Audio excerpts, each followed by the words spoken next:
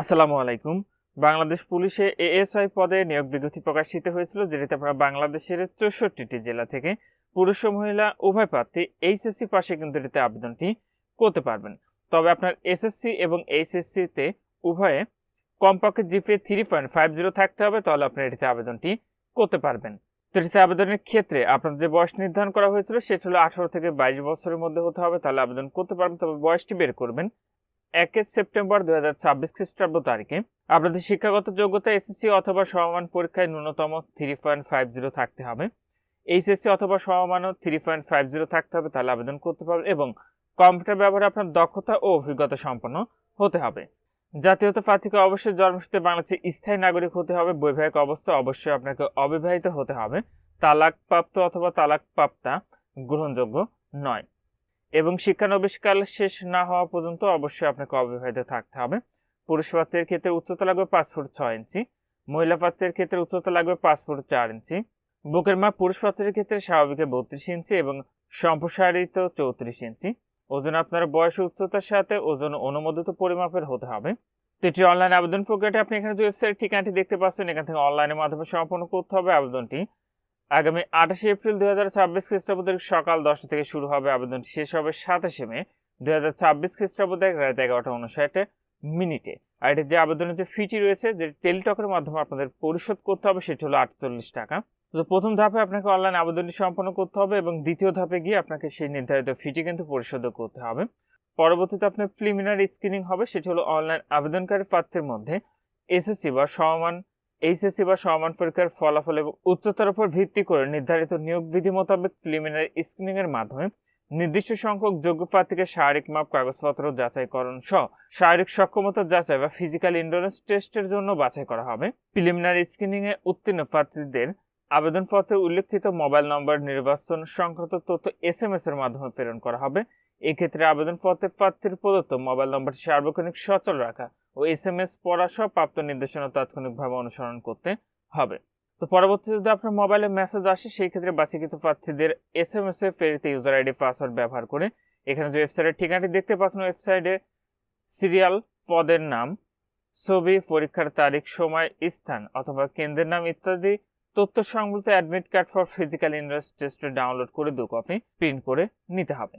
এবং পর্যায়ক্রমে এখানে কি কি ধাপগুলো রয়েছে দেখতে পাচ্ছেন, লেখা রয়েছে। এবং পরবর্তীতে শারীরিক মাপ ও কাগজপত্র যাচাইকরণ সহ শারীরিক সক্ষমতা যাচাই। তো প্রিলিমিনারি স্ক্রিনিং এর মাধ্যমে বাছাইকৃত যোগ্য প্রার্থীদের স্ব জেলার নির্ধারিত পরীক্ষার কেন্দ্র বিজ্ঞপ্তিতে উল্লেখিত তারিখ ও সময় ফিজিক্যাল এন্ট্রান্স টেস্ট এর 7টি ইভেন্ট যথা দৌড়, long jump, high jump, push up, sit up, dragging, rope climbing এ অংশগ্রহণ করতে হবে।